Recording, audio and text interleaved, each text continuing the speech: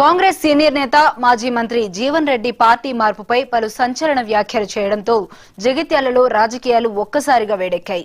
కాంగ్రెస్ పార్టీలో కొనసాగడంపై పునరాలోచనలో ఉన్నారన్నారు. ఇంకెంతకాలం అవమానాలు భరించాలని జీవన్ రెడ్డి ఆవేదన వ్యక్తం చేశారు.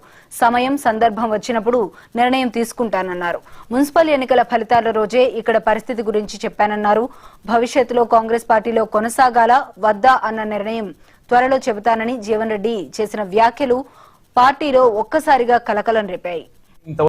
సరే, నేను మున్సిపల్ ఎన్నికల ఫలితాలు వెలువడ్డ నాడే చెప్పాను. నేను అంటే చైర్పర్సన్ ప్రకటింపబడ్డ నాడే కాంగ్రెస్ పార్టీలో కొనసాగడం కొంత ఆలోచించుకునే పరిస్థితి ఏర్పడ్డది అని చెప్పి ఆల్రెడీ చెప్పాను. అంతే తప్పేదైతుందో దాని ఫర్దర్ ఇంతవరకు ఏం మూమెంట్ లేదు. చూద్దాం, లెటర్స్ ఏది ఉన్నా కానీ ఏదైతుందో మా మిత్రులు ఉన్నారు, మీరు ఉన్నారు. సమయం సందర్భం వచ్చినప్పుడు ఏదైతుందో ఏ నిర్ణయం తీసుకున్నా మీ ద్వారానే వెలువ. Thank you.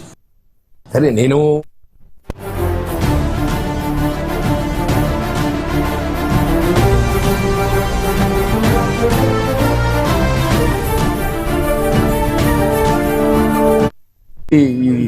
దీనికి పార్టీ మార్పుడికి ఏమైనా సంబంధమా? ఇప్పుడు ఒక్కటి బాబు, ఏ అంశమైనా కానీ మీకు తెలియకుంటే ఇది జరగదు. ఈ అంశం మీకు తెలియకుంటే ఇది జరగదు. సరే, నేను మున్సిపల్ ఎన్నికల ఫలితాలు వెలువడ్డ నాడే చెప్పాను. నేను అంటే చైర్పర్సన్ ప్రకటింపబడ్డ నాడే కాంగ్రెస్ పార్టీలో కొనసాగడం కొంత ఆలోచించుకునే పరిస్థితి ఏర్పడ్డది అని చెప్పి ఆల్రెడీ చెప్పాను. అంతే తప్పేదైతుందో దాని ఫర్దర్ ఇంతవరకు ఏం మూమెంట్ లేదు. చూద్దాం, లెటర్స్ ఏది ఉన్నా కానీ ఏదైతుందో మా మిత్రులు ఉన్నారు, మీరు ఉన్నారు. సమయం సందర్భం వచ్చినప్పుడు ఏదైతుందో ఏ నిర్ణయం తీసుకున్నా మీ ద్వారానే వెలువ. Thank you. తుమ్మడి ఎత్తుకెళ్ళి ఎంత నీటి లభ్యత ఉంటుందో అది వినియోగించుకుంటూ ఇంకా కొరవడ్డ నీటిని ఏదైతే ఉన్నదో you can extract from Medigadda. That's true. అందుకే నేను మేడిగడ్డ కూడా ప్రొఫెసర్ చేయాలని చెప్పి అంటున్నాను. ఇది రెండు ప్రత్యక్షంగా పోరాట అంటే రెండు వేరు ఏం కాదు, రెండు ఒకదానిపై ఒకటి ఆధారపడి ఉంటాయి. లేదు, ఇప్పుడు ఎల్లంపల్లి వరకు నీటిని చేరవేయడానికి మేడిగడ్డ నుండి 3 లిఫ్ట్లు వస్తున్నాయి. ఇప్పుడు అది పునరుద్ధరణ అనేది ప్రాధాన్యత క్రమంగా చేయవలసింది. అది ఎందుకంటే it is built with Exchequer of the state government. అది ఏ ప్రభుత్వం చేపట్టింది అనేది కాదు, అది చేయవలసిందే. అది ఒక సమ్మర్లో అయిపోతుంది. ఇవాళ తుమ్మడి ఎట్టి కూడా ఏదైతుందో దానికి సప్లిమెంట్, లేక దీనికి అది సప్లిమెంట్. దేనికి ఏది సప్లిమెంట్ అయినా కానీ రెండు ఏదైతుందో మన తెలంగాణ రాష్ట్ర అవసరాలు తీర్చడానికి ఉపయోగపడే ఒక ప్రాజెక్ట్. ప్రభుత్వం 2 సంవత్సరాలలో దీనిపైన తుమ్మడి హెచ్చు బ్యారేజ్ పైన ఎలాంటి ప్రకటన వేయలేదు, ఎలాంటి నిధుల్ని కేటాయించలేదు. అలాగే మేడిగడ్డను పునరుద్ధరించడానికి ఎలాంటి చర్యలు చేపట్టలేదు. ఈ పరిస్థితులలో ఒకవేళ కరువు వస్తే తెలంగాణ ప్రజలు, ఉత్తర తెలంగాణలో ఉన్న వాళ్ళందరి పరిస్థితి అన్నం రావచ్చనే అవుతుంది.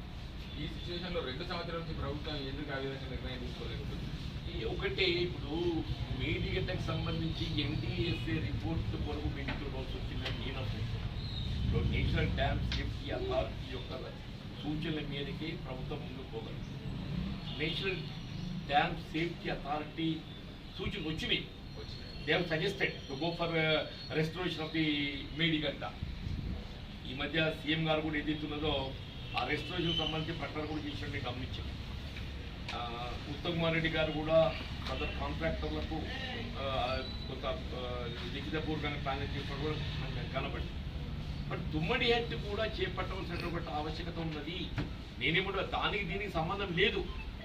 అదొక పార్టీ, ఇదొక పార్టీ. దాని కొరకు మనం వేచి చూడాల్సిన అవసరం లేదు. దాని కొరకు వేచి చూస్తే ఈ సమయం గడిచిపోతుంది. తుమ్మడి హెడ్ అనేది Congress party dream project. Tummidi head అనేది కాంగ్రెస్ పార్టీ డ్రీమ్ ప్రాజెక్ట్.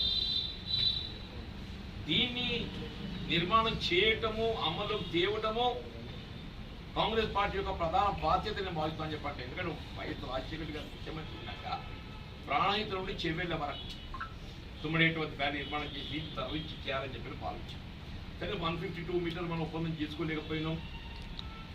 మరి అప్పటి పరిస్థితుల్లో ఏదైతుందో, మరి అప్పటి ప్రభుత్వం ఏదైతుందో దిగువకు పోవటం 100 మీటర్లకు, ఇక్కడ దిగువ 100 మీటర్లు పోయినా కానీ ఇక్కడ 148 మీటర్లకు ఒప్పందం చేసి తుమ్మడి వద్ద కూడా 148 మీటర్లతో బ్యారేజ్ నిర్మాణం చేసుకోవడానికి మహారాష్ట్ర ప్రభుత్వంతో ఒప్పందం కుదిరింది. We can proceed with it. నువ్వు ఎంత ఇది జాప్యం అయితే పోలవరంలో ఏదైతుందో చంద్రబాబు నాయుడు గారు అక్కడ షిఫ్ట్ స్పీడ్లో నిర్మాణం చేస్తుంది, పోలవరం నిర్మాణం చేస్తుంది. ఇక్కడ మనం ఇవి గట్ట నీటి వినియోగించుకుంటే ఇవన్నీ ఎక్కడికి పోతాయి? పోలవరం పోతాయి. ఉమ్మడి రాష్ట్రంలో మనం ఏ ఆంధ్ర పాలకులతో మనం మనకు లభించాల్సిన హక్కులు పొందలేకపోతున్నామని చెప్పి భావించినమో, మరి ఇవాళ కూడా ఏదైతున్నదో మన తుమ్మిడేటి నిర్మాణం సత్వరమైన నిర్మాణం చేపట్టలేకుంటూ ఉండినట్టయితే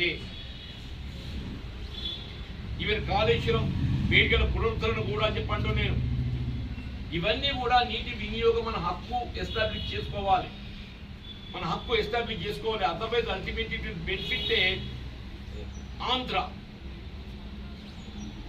ఎందుకంటే చంద్రబాబు నాయుడు ఏది ఇస్తుందో ఆయన కేంద్రంతో సంబంధాలు అనుకోండి, ఏదని అనుకోండి, పోలవరం జాతీయ ప్రాజెక్ట్ అయిపోయింది అని జెట్ స్పీడ్లో పోతున్నాడు.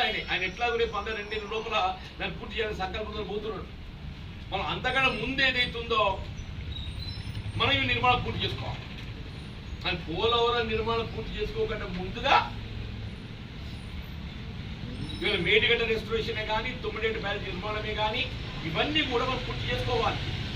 కాబట్టి ఇవాళ ఎందుకంటే రేపు 16th శాసనసభ సమావేశాలు ఆరంభమవుతున్న గవర్నర్ అడ్రస్ ఉంటుంది. తదుపరి మరి ఇంకో 2 days తర్వాత బడ్జెట్ ఉంటుంది. ఇవాళ లెటర్ కూడా సీఎం గారికి ఇవన్నీ పూర్తి చేస్తున్నాం, ఇరిగేషన్ శాఖ మంత్రులు పూర్తి చేస్తున్నాం, డిప్యూటీ సీఎం పూర్తి చేస్తున్నాం. మీ ద్వారా కూడా ఏదైతుందో ప్రభుత్వానికి మరి తెలియజెప్పే విధంగా ఏదైతుందో ఇది ప్రాధాన్యత అంశం కాబట్టి